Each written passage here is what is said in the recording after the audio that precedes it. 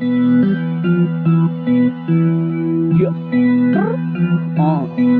Yeah.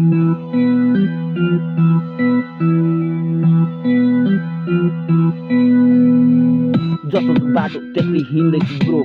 केटीलाई hello गर्दा high गरेर ब्रेकअप दिन्छ भाइ कहिले सामान कहिले गोटी कहिले गान्जा कहिले माल यस्तै हान्दै म त बसिरहन्छु जहिले के भएको छ दिमागलाई सोच्न गाह्रो भएको छ टाउकोमा हात राख्दै थचक्क बसेर सम्झिन्छु सबै कुराहरू तर कसैले बुझ्दैन मलाई खै के भएको हो पारा आज भोलि साइडको आफैलाई बुझ्न पनि सक्दिन हो ब्रो यो Yeah.